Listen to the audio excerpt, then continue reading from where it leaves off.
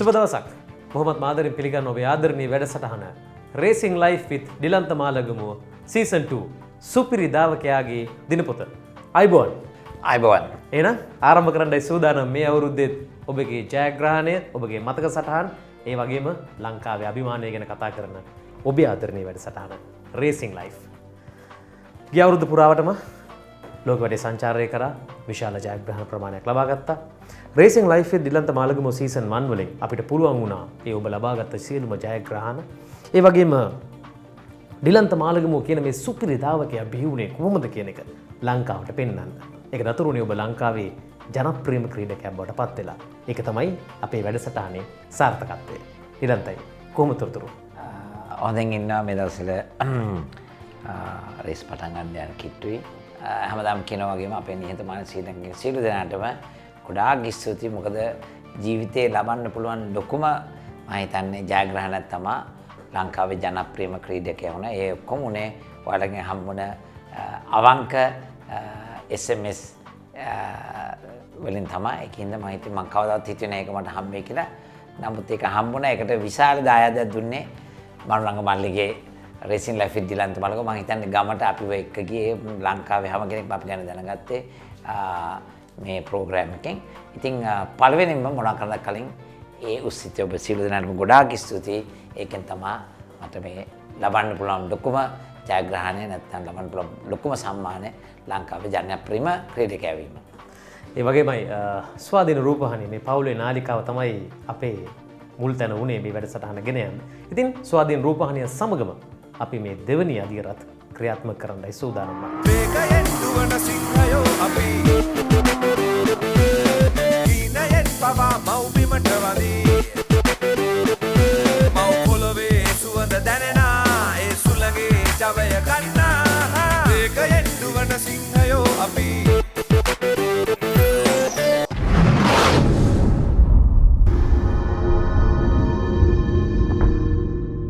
මේ වැඩසටහනේ අපේ මූලික බලාපොරොත්තු වුණේ ඔබෙන් පසු තවත් අන්තර්ජාතික මට්ටම ජය ගන්න පුළුවන්, මේ ජාත්‍යන්තර ජය ගන්න පුළුවන් පසුපෙළ පරම්පරාවක් හදන එක. අපි හිතුවටත් වඩා ඉක්මනට මේ වැඩසටහන ළමයි අතරට ගමන් කරා. මම විශේෂයෙන්ම කිව්වොත් මේ වැඩසටහනේ හොඳම ප්‍රේක්ෂකයන් බවට පත් වුණේ පුංචි ළමයි. ඒ වගේම තමයි පාර ගමන් කරද්දී මටත් ඇහිලා දෙනවා මේකේ තේමා ගීතේ ගායනා කරන වේගෙන් දුවන සිංහයෝ ගායනා කරන අපේ පුංචි කොළු ගැටවු ටික. ඒත් එක්ක මම කල්පනා කරා කොතරම් ඉක්මනට ඔබේ මතවාදය කට්ටිය වැළඳගන්නද කියලා. ඔබට දැන් කියන්නේ වේගෙන් දුවන සිංහයා කියලා. අතවශ්‍ය මේ සින්දුවත් හැදුවේ මල්ලිනේ. මේ අතවශ්‍යම මට පොඩි කාලේ වගේම තමයි පොඩි දරුවෝ ත්‍රාසයට, ඒ කියන්නේ රිස්ක් එකට හරි කැමතියි.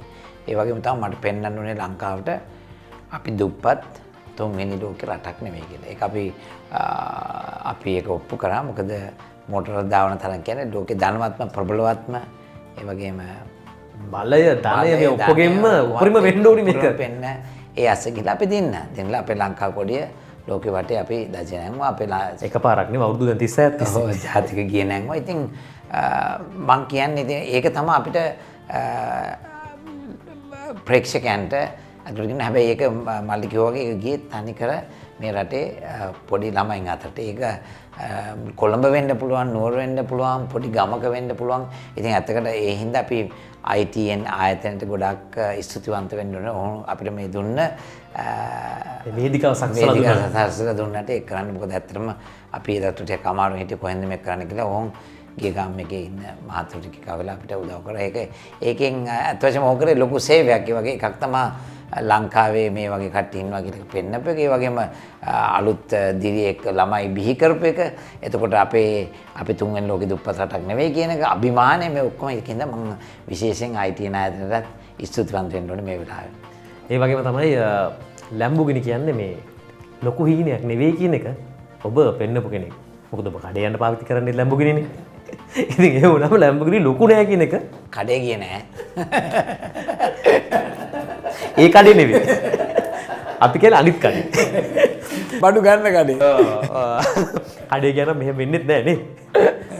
මේ කොහොම හරි ඔබ සනාත කරලා පෙන්නවා ලැම්බෝගිනි කියන්නේ ලොකු හීනයක් නෙවෙයි. ඒක මේ කුරුණෑගලින් බිහි වෙලා ජපානයට රුපියල් 5000ක් අතේ තියාගෙන 4000ක් අතේ තියාගෙන ගියපු ඔබට පුළුවන් වුණා මේ ලෝකේ ඉන්න ප්‍රබලම දාවකෙක් බවට පත්වන්න. අපි ගිය සැරේ සීසන් 1 එක පටන් ගන්නකොට මේ මතකය පෙන්වුවා. අප්පච්චිත් එක්ක කැටිච්ච ඔබ, අම්මත් එක්ක රණ්ඩු වෙච්ච ඔබ, පාසල් වලින් දොට්ට දාපු ඔබ අද ලංකාවේ ගෞරවනීය පුරවැසියෙක් බවට පත් වෙලා, ආදරණීය පුරවැසියෙක් බවට පත් වෙලා. මම හිතනවා ඔබ අර අපි කියන්නේ මේ තාරුකා අතර මේ මිනිස්සුන්ට ලං වෙන්න පුළුවන් මිනිස්සෙක්. ඒකයි ඔබේ තියෙන විශේෂත්වය. ඒකයි ඔබට මිනිස්සු මෙතරම් ආදරය කරන්නේ. ඉතින් මේ මතක සටහනුත් එක්ක අපි පොඩ්ඩක් සීසන් 1 එකේ ගෙවල් ගැන කතා කරපු ඒවා ටිකක් බලලා මෙමු. මට කියන්න ඩිලන්තයි දැන් ඔබේ පියා මුලින්ම මේ ඔබ රේසින් ජීවිතේට එනවට කැමති වුණේ නැහැ. හැබැයි පසු කාලේ ඔබ ජයග්‍රහණය කළා ජාතික මට්ටමේ වීරයෙක් වෙනකොට ඔහු එක දුටුවේ කොහොමද? ඔහු එක ගත්තේ කොහොමද? ගත්ත කියන්නේ කවදාවත් මාත් එක්ක කතා කරන්නේ නැහැ. හරිම කතා කරන්නේ බයින් විතරයි. ඉතින් එහෙම ගණන් ගත්තේම නැහැ. ඉතින් මාත් එක්ක ඒ ගැන කතා කරන්නේ. ඉතින් මම මොනවා හරි කිව්වම මෙයි කියලා කවුද රේස් කරන්න කිව්වේ? කරා නම් ඉතින් මාත් යාගේ මං ගෙදරින් පිටත් හිතාගත්තා කවදාවත් මේ අප්පච්චිගෙන් සල්ලි ගන්න නැහැ. හැමදේම මම තනියම කරන්නේ කියලා. ඉතින් කවදාවත් මට ඒ ගැන අගය කරලා කතා කරලා නැහැ. එකම වැඩේ අප්පච්චි මැරුණාම මම අම්මත් එක්ක අප්පච්චිගේ කබඩ් එක ඇරලා අප්පච්චිගේ අප්පච්චිට වෙනම කාමරයක් තිබ්බා. ආයේ දේශපාලන කරපින්ද. ඉතින් අපි ගිහලා මම ඉතින් ඔක්කොම ඉතින් මම සමහරවිට ගොඩාක් ජපානයේ ඉන්නකොට මම ඔර්ලෝසු අරම තෑයි ගෙනල්ලා දෙනවා. කවදාවත් ඒවා අඳිනවා මම දැකලා නැහැ. මං හිතාගත්තා එයාගේ හැරි තමයි මම වගේ දා කාටවත් දෙනවා.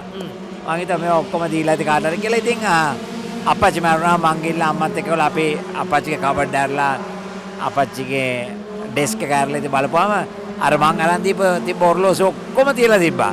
ඊට පල්ලෙහාන් මගේ හැම රේස් එකම පේපර් කටින්ග්ස් ඔක්කොම කපලා තියාගත්තා. ඉතින් අර ඒක ආදරෙන් කරුවට මම හිතන්නේ කියන්න තේරුන්නේ නැහැ. ඒක මොකද අපි දෙන්න හැම වෙලෙම චැලෙන්ජ් එකක් දෙන්නට. ඉතින් ඒකින්ද කියා ගන්න බැරුණාට මම හිතන්නේ අදත් ඔය ජීවිතේ අතර නැතුණාට ඔව් ඒ තුල ජීවත් වෙනවා.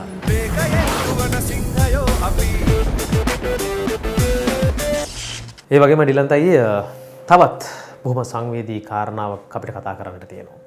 ඒ තමයි ඔබේ ආදරණීය සගයෙක්, ඔබේ මිත්‍රයෙක් ආනන්ද වෙඩිසිංහ. අද වනකොට ඔහු අප අතරින් සමුගෙන අවසానයි. ලංකාවේ මෝටර රථ ධාවන ක්ෂේත්‍රයට, යතුරුපැදි ධාවන ක්ෂේත්‍රයට ලොකු හිස්තැනක් ආනන්ද වෙඩිසිංහ කියන නාමය මම හිතන්නේ ලංකාවේ ජනප්‍රියම යතුරුපැදිකරුවා කවුද කියලා අහුවොත් එහෙම ඒ ආනන්ද වෙඩිසිංහ. අතවශ්‍යම ඒ දුක කියලා ඉවර කරන්න බෑ. ඇත්තටම ඒ වගේම තමයි කලකිරීමකුත් මට තියෙන්නේ.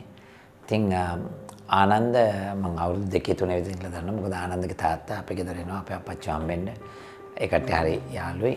ඉතින් මගේ ගමන මේ ජපානය යන ගමන පටන් ගත්තේ ආනන්දගේ තාත්තා නිසා. මොකද මම ගෙදරට යන්න උනහම මම ආනන්දගේ තාත්තට කතා කරලා කිව්වා මට රෙනෝල්ඩ් 4 එකක් තිබ්බා. මේක තියාගන්න. හැබැයි අපේ අප්පච්චිට කියන්න එපා. මට පුළුවන් තරම් සල්ලි දෙන්න. මට ජපානය යන්න ඕනේ කියලා.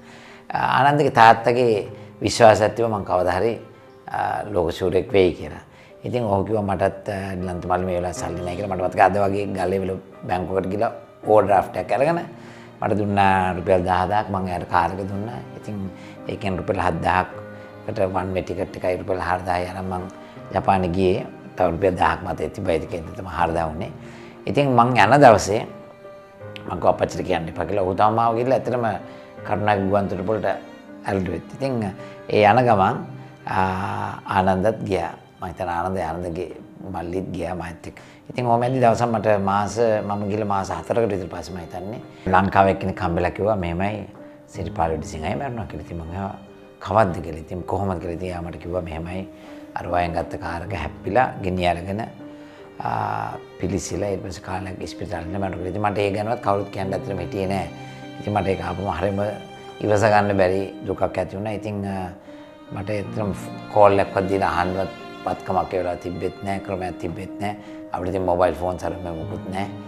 ඉතින් මම හරියම දුකින් හිටියේ. ඊට පස්සේ මම පළවෙනි සැරේට ජපානයේ ගිහලා ලංකාවට ආපුවම කෙලින්ම ආනන්දව කොහෙද ඉන්නේ කියලා හොයන්න ගියා. ඉතින් එතකොට ඔහුට මම හිතන අවුරුදු 15ක් 15ක් විතර වගේ වෙන්න ඇති. 14ක් විතර වෙන්න. කොහොම හරි ඉතින් මම ඊට පස්සේ මම අපේ අප්පච්චිට කිව්වා ඔහු අපේ ගෙදර තියාගන්න පුළුවන්ද කියලා. ඉතින් අපේ ගෙදර තියලා මම ආපහු ජපානයේදී ඔහුව පාසල් ලැබුවා. කුරුණෑගල ඕ සාන්තාන විද්‍යාලයට ගියේ. ඉතින් අපේ ගෙදර තමයි හිටියේ. ඉතින් අපේ ගෙදරත් ඔහුට හරියට ආදරෙන් සැලකුවා. ඉතින් හැබැයි අපේ අප්පච්චි කතා කරලා කිව්වා මේ හදන්න බෑ මේ ළමයා හරියට ඩබ්බරයි. එහෙනම් ඔබේ පාරමයි ගිහිලා තියෙන්නේ. ඕ ඉතින් මට දවසක් මතකයි මං ඇවිල්ලා මේ ඉස්කෝලේ යනවා කියලා ගිහිල්ලා ඉස්කෝලේ නෑ. ඉතින් මේ මම ගිහිල්ලා හොයලා බලපුවම ඉස්කෝලේ යනවා කියලා බ්‍රේක් ඩාන්ස් ඉගෙන ගන්න ගිහිල්ලා. ඉතින් ඒ වගේ හරි විනෝදජනක හරි ඉතින් ඊට පස්සේ මෝ හදන්න බෑ කිව්වම මම ඕව ජපාන එක්ක ගියා. ගිහිල්ලා ඕ මයි ළඟ අවුරුදු එකමාරක් දෙකක් හිටිය පස්සේ ඕගේ දැන්ගෙන බින්ද මේ රෝමියෝ බඳින කොටත් අපේ ගෙදර එක්කලා මගේ නෝනට පෙන්නලා ඔව් කසාද බැන්ද ඒ වගේම තමයි. හැබැයි ඔහු ව්‍යාපාරිකයෙක් උනේත් දාවකයෙක් උනේත් ඔහුගේ මහන්සියෙන් මම ඒවට උදව් කරලා නැහැ. ඔහු තනියම මහන්සියෙන් වෙලා ඉතින් මට ජීවිතේ ගොඩක් මම හිතන්නේ අනුප දවසම මගේ අප්පච්චි මරණ දවස් ඊට පස්සේ මම හිතන්නේ ආනන්ද මරුණාම මම ගොඩාක් යනවා හරිම දුකයි.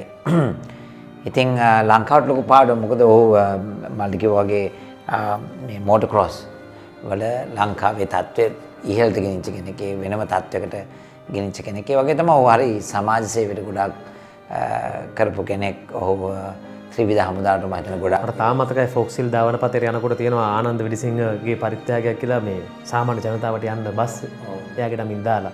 ඒ වගේ සමාජ සේවයක් කරපු කෙනෙක්. පුදුම සමාජ සේවයක් කරපු දැන්.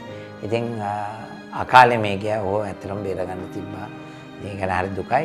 නමුත් අපි දුකයි කියලා ඉතින් හැමදාම ඉතින් අපි ඒ ගැන මතක් කරන ඒකින්ද ඔහුගේ දිරියත් අරගෙන ලංකාවේ නම තවත් ඉස්සරහට අපි ගෙනියන්න ඕනේ කියලා තමයි මම හිතන්නේ. ඒ වගේමයි ඔහුගේ පුත්‍රයා මේ නෝඩදාවන ශේෂ්ත්‍රයට ඇවිල්ලා ඉන්නවා. අපි විශ්වාස කරනවා ඒ විඩිසිංහ නාමය ඉදිරියට ගෙනියන්න ඔහුට හැකි වෙන්න කියලා. ඒ වගේම ඒ ජනතා ආශිර්වාදයත් හම්බෙන්න කියලා නේද? ඒ ආනන්ද විඩිසිංහ පිළිබඳව අපගේ සංවේග ජනක මතකය අවදි කරේ ඩිලන්ත මාලගමුව සමග රැඳින්න මේ ඔබේ ආදරණීය වැඩසටහන Racing Life with Dilantha මාලගමුව season 2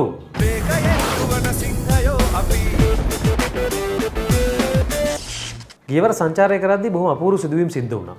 මතක් කරන්න ඕනේ අපේ මේ ආදරණීය සගයනුත් එනවනේ අපිත් එක්ක යන්න. ලහිරු පෙරේරා, චූටි මල්ලි, පොඩි මල්ලි, සුනේ චිත්‍රානන්ද, ගාමින්ද ප්‍රීවරාජ්. මේ කට්ටියත් අපේ වැඩසටහන හැඩ කරන්න ඒ වගේම ඔබට ධෛර්යයක් වෙන්න අපි සමග රටවල් කීපයකම ගමන් කරා. ඔවුන්ත් එක්ක ගෙවන කාලේ ඉතින් අමුතුවෙන් කිව යුතු නෑ. ඒ සුන්දර මතකත් බලලම ඉමු. මේ නගරේ ටිකක් අතරමං වෙලා වගේ තත්ත්වයක් තමයි දැන් තියෙන්නේ නේ. අතරමං වෙන්න උනත් හොඳ නගරයක් මේක. හරි අතරමං උනත් කමක් නැහැ. කමක් නැහැ. ඊටාම ලස්සන දර්ශන තමයි තියෙන්නේ. අතරමං වෙලා ඉන්නේ. ඒ කියන්නේ මේක ඇතුලේ මේක බලලා අතරමං වෙලා ඉන්නේ. ඒ තරමට සුන්දරයි නේ. අනිවාර්යයෙන්ම මේක නිකන් පොඩ්ඩක් නිකන් බොරුවක් වගේ නිකන්. මේ නගරය මට මේනේ වගේ. එයාට පේන්නේ මටත් පේනවා. බාසිලෝනා කියන හරි සුන්දර නගරයක්. මොකද ඉතින් මේක ඇවිදගෙන යනකොට. ඔය ඉතින් හරිම ලස්සනයි. ඉතින් ඇත්තටම නිකන් අපේ වෙසක් එක වගේ තමයි මෙහෙ නිකන්.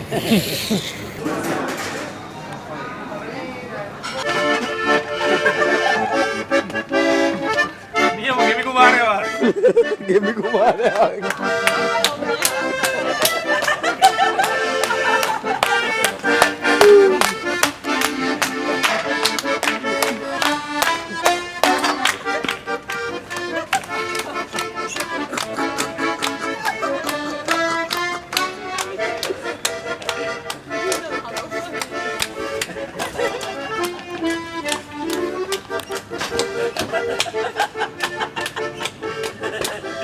මනුරංග සහ ගාමින්ද දෙදෙනාටම චුට්ටක් විතර අසනීප තත්ත්වයෙන් ඉන්නේ. ඒක හින්දා මටත් අපේ ලහිරුටත් සිද්ධ වුණා ටිකක් මේ නුපුරුදු කාර්යයක් කරන්න මේ අපි නිවේදක කාර්ය කරනවා මේ වෙලාවේ විතරයි. මොකද මේක නැත්තම් අපි මනුරංගගෙන් මේක ගන්න බලාපොරොත්තු වෙන්නේ නැහැ. හොඳයි ඉතින් මම හිතන්නේ අපි වැඩි කතා කරොත් මනුරංගගේ වැඩේ අපි බාරගත්තා වෙනවා. ඒ නිසා අපි එhmenan අපි සමුගමු මෙතනින්. අපි තවත් මේ වගේ ලස්සන තැනකදී ආයෙ නැවත හම්බෙමු. Racing Life with Dilantha මාලගමුව. මේ රටවල් වල ගිහිල්ලා අතන නිවේදක කටයුතු කරන හරි අමාරුයි. වචන පටල ගන්න අමාරුයි. මම හිතන්නේ ස්පාඤ්ඤයේ දර්ශන වලට යොමු වෙන්න පුළුවන් වුණොත් දැක් ගන්නට පුළුවන්. වැඩි හරියක් ඔබට මේ කපලා කොටලා එඩිට් කරලා පෙන්නන්නේ ඊටු ටික පෙන්නන්න බෑ. ඒ කියන වචන අර කියන වචන ටික විතරයි හරියට කියන්නේ. අද දවසේ වැසිබර කාලගුණයක්, ඒ වගේම අධික සීතලක් පවතිනවා. ඊයේදා අයගම ආසියානුවේ දාවකයා ලෙස නැත්නම් අයගමු නැත්තං අද පුරා සතුරුවන්ට පුළුවන් කාරණයක් ඒක අයගන්න.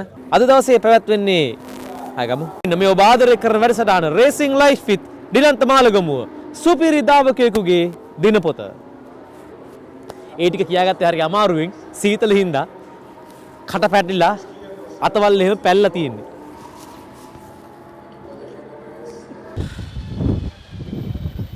කතා කරගන්න බෑ හස්ත සංඥාවෙන් කියන්නේ එන්න කියලා. කොහොමද සීතල? කොහොමද සීතල? වැඩි. මොකද දැන් සීතල. ඉරු රශ්මිය පතිත වුණත් තවමත් දැඩි සීතලක් පවතින්නේ. සියලුම කණ්ඩායම්වල සමාජිකයන් මේ වෙනකොට මේ තරඟ භූමියට පැමිණෙමින් සිටින්නේ. මොකද හගමු. ඉතින් රැඳෙන්න අපිත් සමග මේ ඔබ ආදරය කරන වැඩසටහන රේසිං ලයිෆ් විත් ඩිලන්ත මාලගමුව සුපිරි දායකයෙකුගේ දිනපොත මෙච්චර අමාරුවෙන් කොහෙ ගිහිල්ලවත් කතා කරලා නැහැ. ඕගොල්ලන්ට කියන්න බැරි තරමට දැන් සීතලයි. වේගයෙන් දුවන සිංහයෝ ඒ වගේමයි දෙවෙනි වැඩසටහනෙන් අපි බලාපොරොත්තු වෙනවා මේ මෝටර දාවන තරඟවල තියෙන නීති රීති. දැන් මේ රතු කොඩි සුදු කොඩි ගැන කතා කරන කාලයක්නේ. ඒකින්ද අපි හිතුවා මේ වැඩසටහනෙන්ම ඒකටත් අපි අත්පොත තියමු.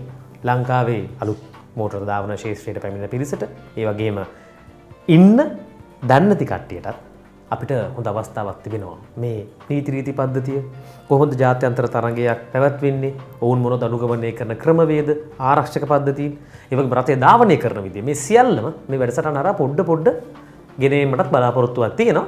ඒ වගේම ඔබ තවත් හොඳ කටයුතු රට ගහලා තියෙනවා. ඒ තමයි Little Hearts.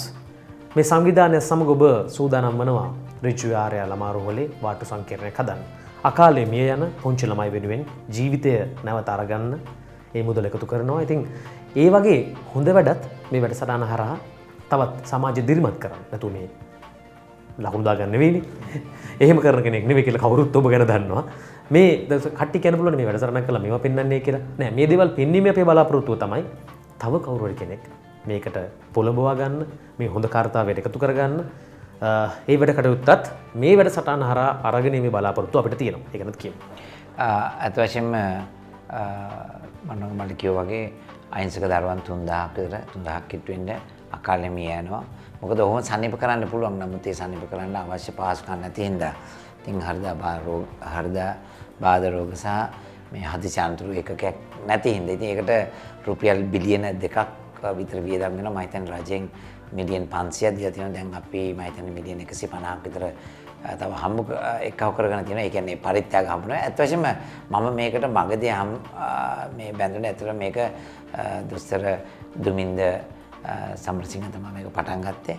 ඉතින් ඒ වගේම තව ලංකාවේ කීප දෙනෙක් එක්කවලට මාව මගදී තමයි මේ කට්ටිය මේකට එක්කව කරලා තියෙන්නේ. මම ලොකු ස්විච්චාවකින් ආදරෙන් මේ කරන්නේ. මොකද ඒ රිජ්වේ ළමා රෝල්ට ගියාම හිතනවා හරි දුකයි. මොකද කවදාද අපේ දරුවෙක්ගේ දරුවෙක් ඒ තත්ත්වයට එන්න පුළුවන්. නමුත් අපි මිනිස්සුන් හැටියට අපේ ජීවිතේ කවදාද අපිට ඉතුරු වෙන්නේ දුන්න දේ පමණයි, තියාගත්ත දේ පමණක් නෙවෙයි. ඉතින් මම ජීවිතය හැම වෙලේම මගේ එක සිතුවිල්ලක් තමයි අහිංසක දරුවන්ට උදව් කරන එක. ඉතින් මේක මට ඔවුන් කිව්වා උදව් කරන්න කියලා. මම ඔවුන්ට ගොඩාක් ස්තුතිවන්ත වෙනවා මම මේකට බන්ධගත් එකට. ඒ වගේම තමයි මම ලංකාව කියන්නේ අයට තමුන්ගේ ජීවිතේ මම හිතන ගොඩක් අය දවස් 20000ක් 25000ක් 30000ක් ජීවත් වෙනවා. ඕකෙන් එක දවසක තමුන්ගේ ආදායම මේ අහිංසක කුඩා දරුවන් වෙනුවෙන්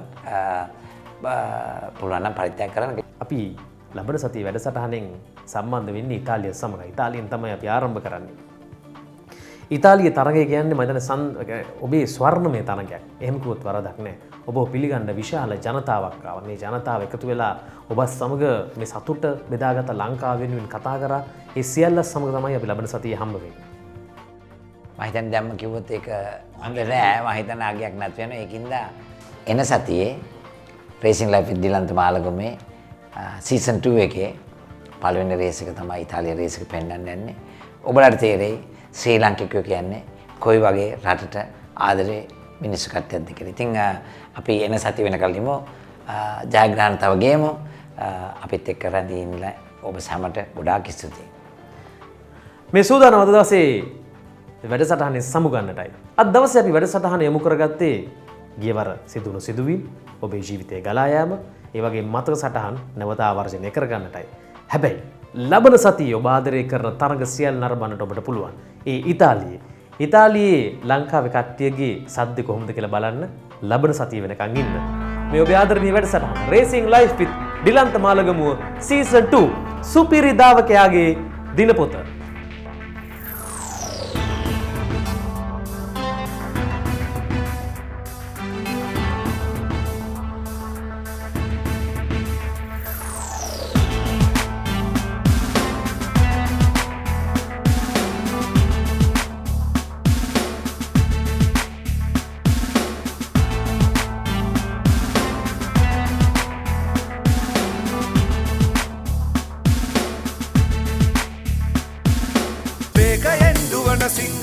අපි හීනයෙන් පවා මව්බිමට වදී මව් පොළොවේ සුවඳ දැනෙනා ඒ සුළඟේ ජවය ගන්නා ඒකයෙන් දුවන සිංහයෝ අපි